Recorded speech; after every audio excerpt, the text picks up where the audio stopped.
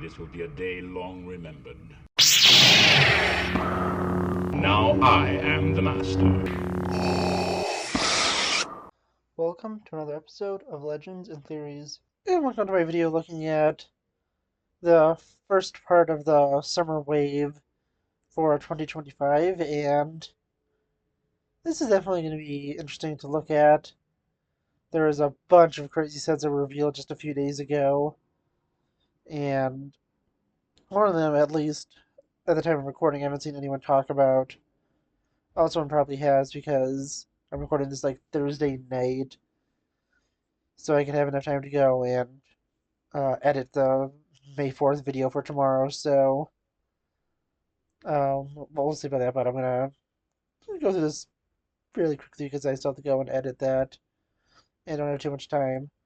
And I'll probably also have to get ready for my my Thunderbolts review out probably later today because I'll be watching it later today. But let's go straight into the video now and take a look at these sets. One of them has been revealed already, and well, not revealed, but released.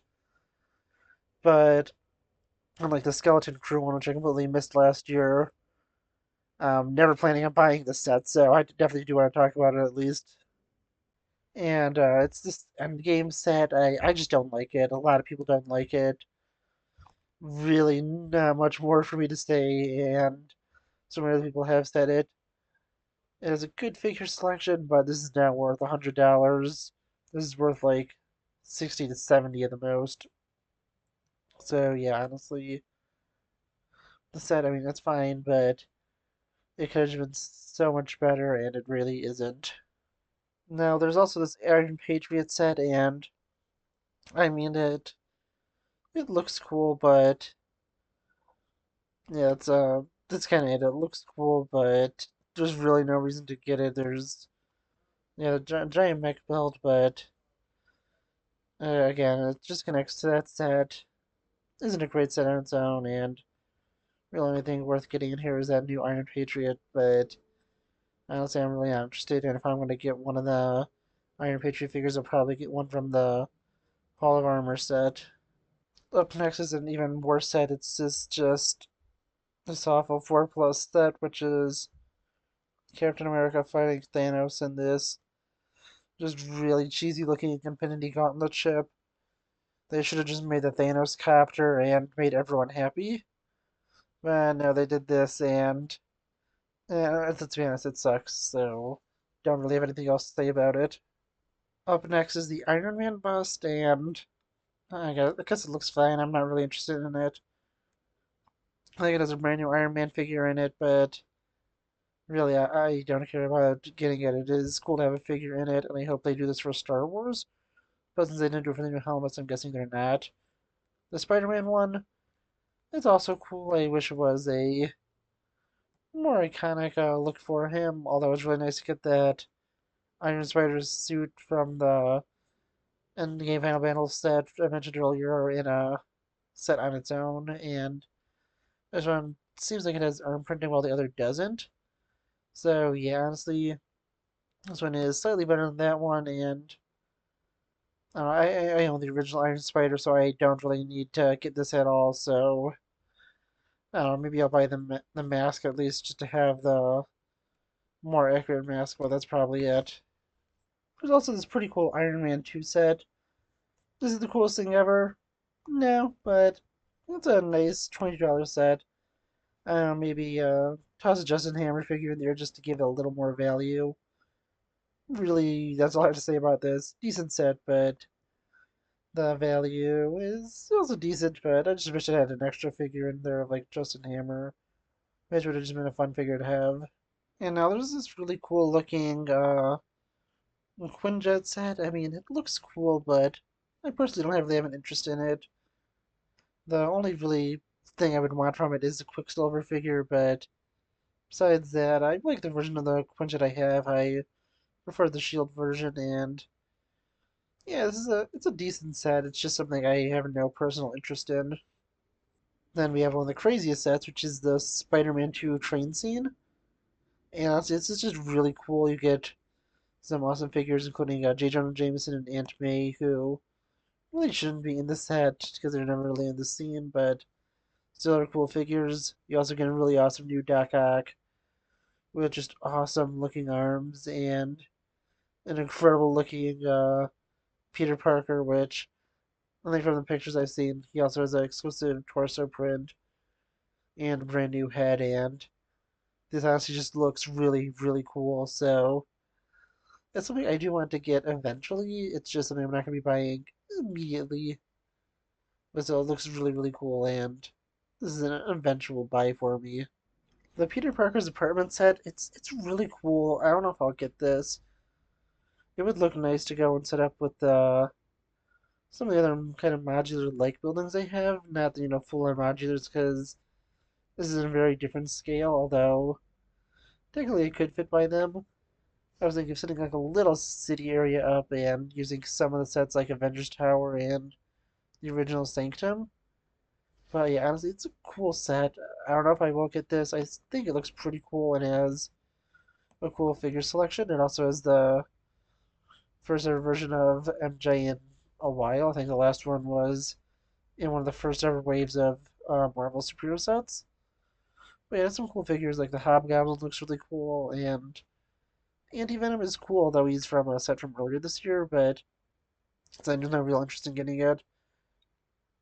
Maybe if I find this on sale, I'll get it and maybe get it for the figures and a pretty cool and decent looking just apartment build, but I don't know, I'll see about that eventually.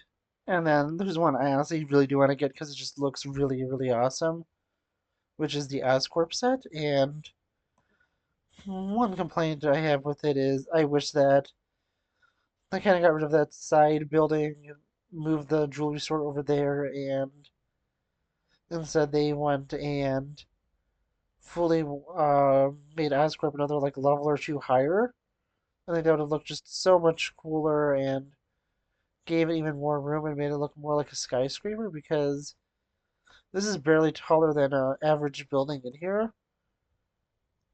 And if I do get this, I probably will want to get pieces to go and add a few more floors, maybe like a office for Norman Osborn and some other stuff. But so honestly, it looks really cool, and I do want to get this. It looks really awesome, and even though it won't be perfectly in scale with the Daily Bugle, it would look really cool by it. Now looking at the Batman Forever Batmobile, I mean, it looks good. I don't love the movie, and I have no interest in this Batmobile.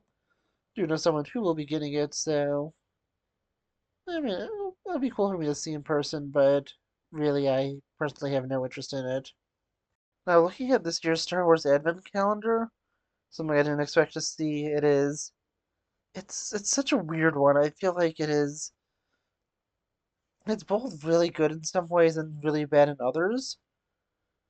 There's some really cool builds like the Buzz Droid, the Treadwell Droid, the Super Battle Droid, and the weird kind of off-color Battle Droid. I wonder what that is supposed to be.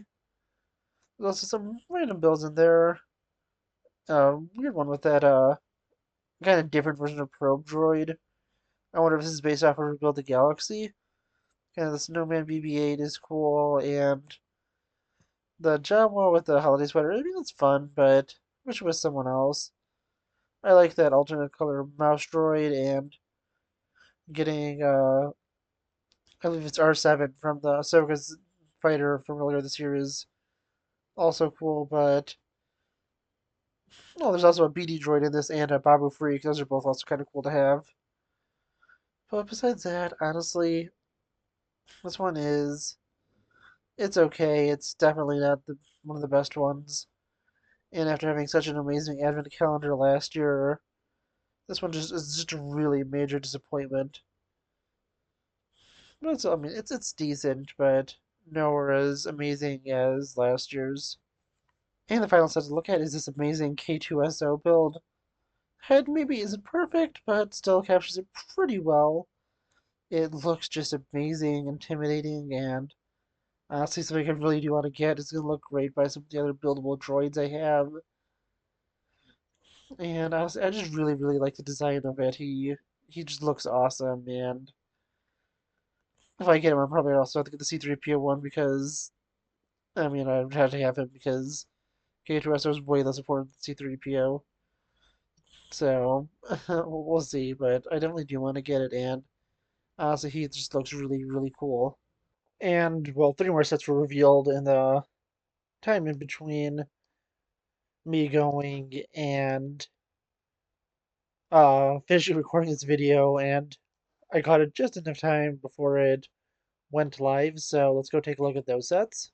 Oh, and if you're wondering why this came out after the Thunderbolts review, when I said it was going to be out before, it's because plans changed and I saw the movie before, and that's also been changed. So let's go into those last three sets.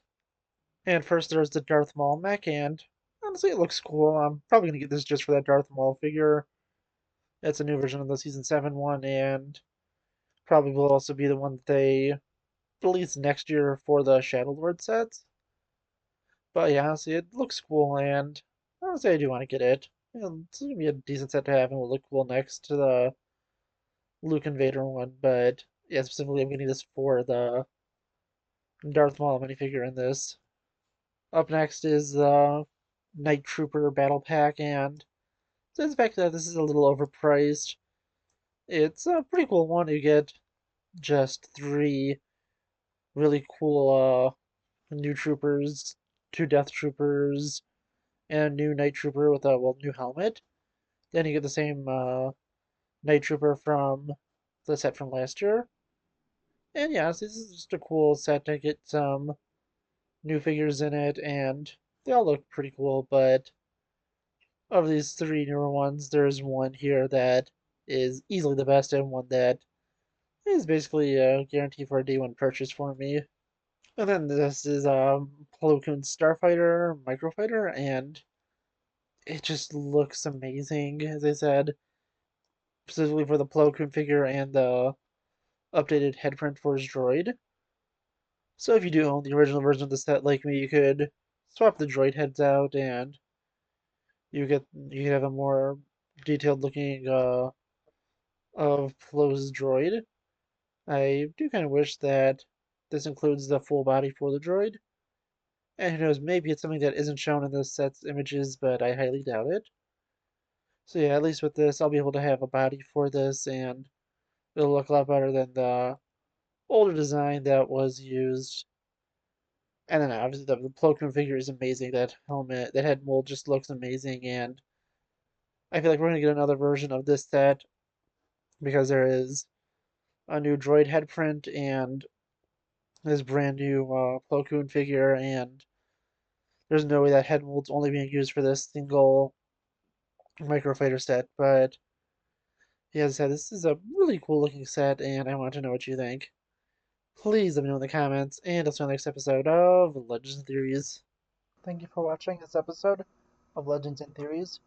Please subscribe, like the video, share the video, leave a comment, check out the video on screen, and may the Force be with you.